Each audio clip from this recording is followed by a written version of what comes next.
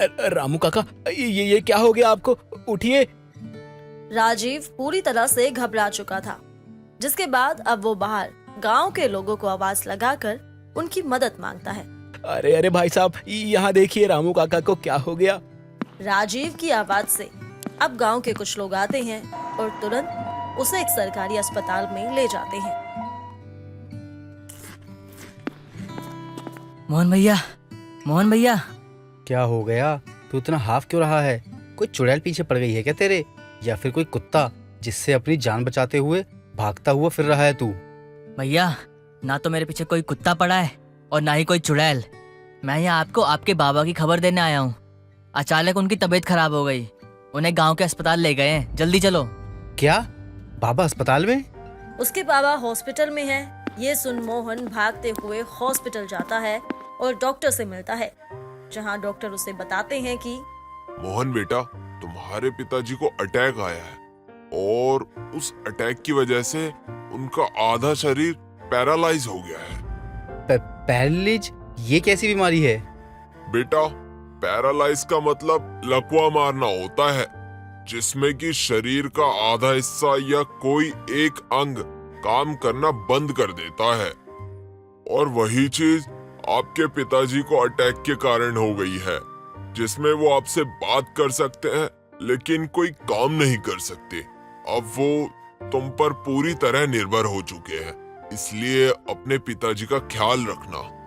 Doctor के मुंह से इतनी बड़ी बात सुन मानो मोहन को एक झटका लगता है और वो तुरंत अपने पिता के पास जाता है, जहां उसके पिता आंखें बंद कर लेटे होते हैं। बाबा, ये सब कैसे हो गया?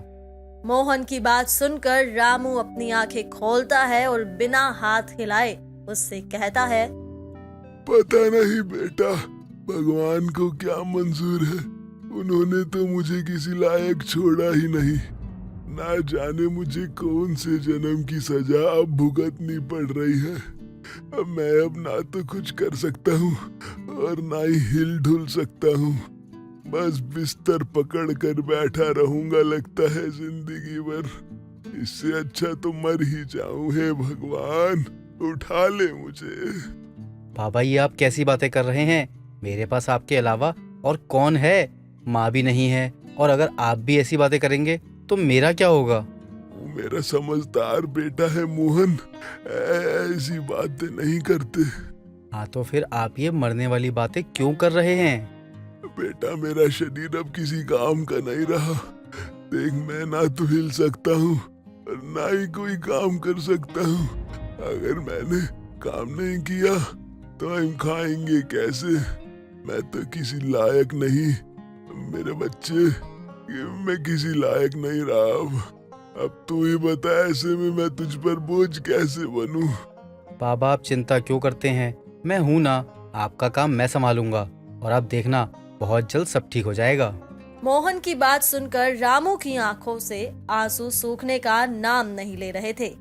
अपने बाबा को रोता देख मोहन अपने बाबा को गले से लगा लेता है और कुछ देर बाद वो अपने बाबा को हॉस्पिटल से मिली व्हीलचेयर पर बिठाकर अपने घर ले जाता है।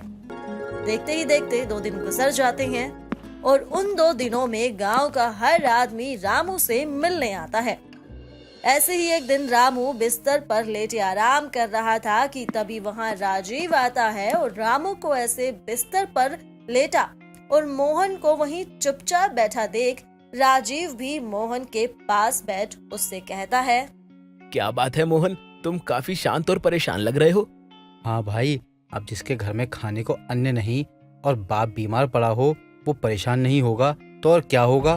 मेरे पास कोई काम नहीं बाहर करने के लिए, और अगर बाहर जाओ तो लोग काम नहीं देते हैं।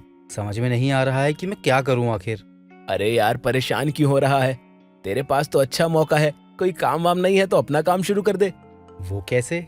अरे वो ऐसा क्योंकि गांव में रामू काका इकलौते नाई थे। अब उनकी तबीयत बिगड़ने के बाद कोई उनके पास आता नहीं है। सबको बाल और दाढ़ी कटवाने गांव के बाहर जाना पड़ता है। अब तू खुद सोच, अगर यही काम तू शुरू कर दे और 30 की जगह 50 रुपए भी लेगा ना, तो सारा गांव तेरे पास आएगा। क्यों, हो गया ना धंधा सेट? बात तो तुम सही कह रहे हो राजीव, मैं आज से ही अपने बाबा का काम शुरू करता हूँ। राजीव की बात से मोहन को एक बहुत अच्छा आइडिया आ जाता है, जिसके बाद वो अपने बाबा की दुकान पर जाता है और उसे खोलकर साफ करता है। तभी वहां से जा रहा एक आदमी रामू की खुली दुकान देख वो दुकान के दरवाजे पर जाता है और अरे दुकान खुल गई। अरे कौन खोला है ये दुकान? आदमी की आवाज सुनकर मोहन बाहर आता है। काका, मैंने ये दुकान खोली है, सोचा बाबा का काम अब मैं संभाल लूं। अरे मोहन बेटा तुम हो? अरे अच्छा किया कि तुम ये दुकान खोल दिए। अरे तुम्हारे पिताजी के बाद सभी गांव वालों को कितनी दिक्कत हो रही थी और दूसरे गांव जाना पड़ता था भाई। और लेकिन अब तुमने खोल दिया है ना, अब बहुत निमन काम किए हो भाई। अब हम सब तुम्हारे पास ही आएंगे। जी काका, अब जब भी आएंगे आप तो आपको दुकान खुली ही मिलेगी। मोहन की बात सुनकर वो आदमी वहां से चला जाता है और गांव में सभी जगह इस बात को फैला देता है कि रामू के बेटे ने अपने बाप का काम संभाल लिया। अब जब गांव के लोगों को पता चला कि रामू की दुकान मोहन ने दोबारा चालू की है, तो मोहन की दुकान पर अब भीड़ लगनी शुरू हो जाती है। अरे मोहन बेटा, अरे क्या चिकना बना दिया तुमने हमको। अरे ऐसा लग रहा है अब बुढ़ापे में जवान हो गया। अरे सच में अब मजा आ गया। धन्यवाद काका, मैं खुश हूँ कि आपको मेरा काम पसंद आया। वैसे बेटा कितना पैसा हुआ है? 50 रुपए। क्या क्या क्या क्या क्या बात कर रहे हो? अरे 50 रुपए, पर तुम्हारे बाबूजी तो 30 लेते थे। वो बाबा लेते थे, लेकिन मैं उनका बेटा हूँ, मैं उनके रेट में काम नहीं करूँगा। अब आप ही देखिए ना काका, समय बदल रहा है और समय के साथ साथ महंगाई भी बढ़ रही है। अगर मैं पुराने वाले रेट पर काम करूँगा तो क्या खाऊंगा और क्या अपने बाबा का इलाज करवा पाऊंगा। बात तो तुम्हारी सही है। चलो कोई बात नहीं। इतना बोलकर वो आदमी उसको पैसे दे देता है। इस तरह अब ज्यादातर लोग उससे कभी दाढ़ी बनवाते तो कभी बाल कटवाते। देखते ही देखते मोहन की दुकान एक बार फिर से जम जाती है। मोहन के हाथ की कटिंग लोगों को इतनी पसंद आ रही थी कि अब ना सिर्फ मोहन के गांव के लोग बल्कि दूसरे गांव के लोग भी आते और मोहन से अपने बाल कटवा कर चले जाते। ऐसे ही एक सुबह मोहन अपनी दुकान खोलने आता है कि वो देखता है कि उसकी दुकान पर काफी भीड़ है। ये इतनी भीड़ क्यों हो रही है? मोहन को नहीं पता था कि आखिर उसकी दुकान पर इतनी भीड़ क्यों है, लेकिन जब वो अपनी दुकान खोलता है कि तभी वो भीड़ दुकान के अंदर जाती है, तब मोहन को पता लगता है कि ये भीड़ उससे बाल कटवाने आई है। मेरे पास आए दिन इतने ग्राहक आते हैं और मैं सभी से 50 रुपए लेता हूँ। अगर मैं इनमें से किसी के साथ घपलाबाजी कर लूँ, नहीं, ये सही नहीं होगा। बाबा का बहुत नाम है गांव में, अगर ऐसा हुआ तो मेरी पिटाई के साथ साथ बाबा का नाम भी खराब होगा। लेकिन मैं करूँ तो क्या करूँ, क्योंकि भीड़ तो मेरे पास बहुत आती है, लेकिन भीड़ के हिसाब से पैसे नहीं कमा पा रहा हूँ मैं। रेट बढ़ा दूँ क्या? लेकिन मैं वैसे ही इतना ज्यादा पैसे लेता हूँ। अपनी कमाई और कैसे बढ़ाई जाए, बस इसी ख्याल में मोहन खोया हुआ था। तभी उसके दिमाग की बत्ती जलती है और आइडिया, मैं किसी भी मामूली क्रीम से मसाज कर दूंगा और कहूंगा कि ये क्रीम गोरा करने वाली है। मोहन उस लड़के की दाढ़ी बनाकर उसको एक क्रीम दिखाता है जिस पर कोई लेबल नहीं था। भैया ये क्रीम देख रहे हो, पता है कौन सी क्रीम है ये? नहीं भैया, बताइए। ये एक ऐसी क्रीम है जिसकी मसाज से आप और गोरे नजर आओगे। ये कैसी बात कर रहे हो भैया आप? अरे ये क्रीम लगाने से कोई गोरा कैसे दिखाई दे सकता है? यही तो इस क्रीम का राज है। वैसे मैं ये नहीं कहूँगा कि आप हमेशा के लिए गोरे हो जाओगे, लेकिन एक बार अगर आपने इस क्रीम को लगा लिया तो 4 से 6 घंटे तक गोरे तो रहोगे आप। वैसे थक तो मैं गया हूँ, तो क्यों ना मैं मसाज करवा ही लूं। हाँ, ये अच्छा रहेगा। अगर ऐसी बात है भैया तो कर दीजिए मसाज। वैसे पैसा कितना लोगे? ज्यादा नहीं, बस 100 रुपए। अब आप अपने ऊपर 100 रुपए तो खर्च कर ही सकते हैं ना। हाँ, क्यों नहीं। आप एक काम कीजिए, मेरे चेहरे की मसाज कर दीजिए। वो लड़का मोहन की बात में आ जाता है और मोहन भी खुश होते हुए उसके चेहरे की मसाज करता है। समय गुजरता है और गुजरते समय के साथ अब लोग न सिर्फ बाल और दाढ़ी बल्कि लोग उसके हाथ से मसाज भी करवाते। ऐसे ही एक दिन मोहन काफी थक जाता है और दोपहर में ही अपनी दुकान बंद करके अपने घर आ जाता है। मोहन बेटा, घर जल्दी आ गया तू आज। हाँ बाबा, आज थकान हो रही है, सोचा क्यों ना घर पर आराम कर लूं। ऐसी बात है बेटा, तूने बहुत अच्छा किया जो घर आ गया। दोनों बाप बेटे आपस में बात कर ही रहे होते हैं कि तभी उनके घर के आगे एक बड़ी सी गाड़ी आती है। ये मोहन का घर है क्या? जी हाँ, ये मोहन का ही घर है।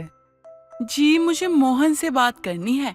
अगर आप उन्हें बुलाकर ले आए तो बहुत अच्छा रहेगा। जी कहिए, मैं ही मोहन हूँ, लेकिन उससे पहले आप बैठ जाइए। देखिए मोहन जी, अगले 2 दिन बाद मेरी बेटी का मुंडन है और मैंने आपके बारे में बहुत सुना है, तो मैंने सोचा कि आपको ही क्यों नहीं बुक किया जाए उस दिन के लिए। जितने पैसे कहेंगे हम आपको उतने पैसे देने को तैयार हैं। जी ठीक है। लेकिन मोहन जी, याद रखिए समय से आना होगा। अगर आपने जरा सी भी कोई गलती करी तो हमसे बुरा कोई नहीं होगा आपके लिए। मुझसे तो गलती हो ही नहीं सकती मैडम, क्योंकि मैं इस काम में बहुत माहिर हो चुका हूँ। नहीं मैडम, मुझसे कोई गलती नहीं होगी। मन चाहे पैसों की सुन मोहन बिना सोचे समझे हाँ कर देता है और माला वहाँ से चली जाती है।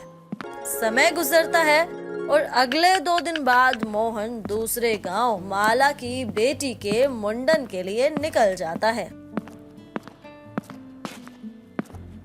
मोहन अब दूसरे गांव पहुंच जाता है, जहां वो देखता है कि गांव के बीचों बीच लोगों की भीड़ लगी है। गांव की शांति और ऐसा मंजर देख मोहन हैरान हो जाता है, लेकिन मोहन को देख माला उसको आवाज देकर अपने पास बुलाती है। आओ मोहन, आओ, मुझे तुम्हारा ही इंतजार था। जी नमस्कार, बताइए आपकी बेटी कहाँ है? ये रही मेरी बेटी। क्या? पर ये तो जवान है। हाँ, ये जवान है, पर मुंडन तो इसका करना ही है, क्योंकि हमारे गांव की परंपरा है, जो औरत विधवा होती है उसके सर पे बाल नहीं होते हैं, उनको काट दिया जाता है। ये आप कैसी बातें कर रहे हैं? आप जानते हैं ये कानूनी अपराध है और मैं ये अपराध कभी नहीं करूँगा। ए नाई, ज्यादा अपनी जुबान मत चला। तेरा काम है बाल काटना, इसलिए अपना काम कर और दफा हो जा यहाँ से। नहीं, मैं इनके बाल नहीं काटूंगा, बस बात खत्म हो गई। मोहन गुस्से में वहाँ से उल्टे पैर जाने लगता है, पर तभी माला के कुछ गुंडे उसके सर पर बंदूक रख देते हैं। अब बता तू बाल काटेगा या नहीं? मैंने तुझे पहले ही कहा था कि गलती से भी गलती होनी ही नहीं चाहिए। अगर कुछ भी हुआ तो तेरे लिए अच्छा नहीं होगा, लेकिन तूने मेरी बात सुनी नहीं और तूने ये गलती कर दी। हे भगवान, ये तो पाप है। मैं भले ही लोगों से ज्यादा पैसे ले लेता हूँ, लेकिन इसका ये तो मतलब नहीं कि मैं ये काम करूँ। अब क्या सोचने लगा? तू इसके बाल काटेगा या तेरी खोपड़ी उड़ा दी जाए? मैं मना थोड़ी ना कर रहा हूँ, मैं जरूर काटूंगा, लेकिन इनके बाल लंबे हैं और मेरा गांव यहाँ से बहुत दूर है। मैं अपने बाबा को कॉल करके आता हूँ, उन्हें बता देता हूँ कि मैं आज लेट हो जाऊंगा। ठीक है। मोहन अब साइड जाकर फोन पर किसी से बात कर वापस आता है। मैडम जी माफ करना, आते आते मुझे प्यास लग गई थी, क्या आप मुझे थोड़ा सा पानी पिला सकते हैं? मोहन की बात सुनकर माला अपने नौकर को इशारा देती है और उसको पानी लाने को कहती है। मोहन अब जानबूझकर पानी पीने का नाटक करने लगता है और जब वो अपना उस्तरा लिए उस लड़की के सिर पर लगाता है, तभी वहाँ पर आ जाती है पुलिस और माला और उसके गुंडों को अरेस्ट करके ले जाती है। इस तरह मोहन अपनी चतुराई से एक लड़की को बचा लेता है, जिसके बाद वो लड़की उससे खुश होकर उसको पैसे देती है और उसे अलविदा करती है।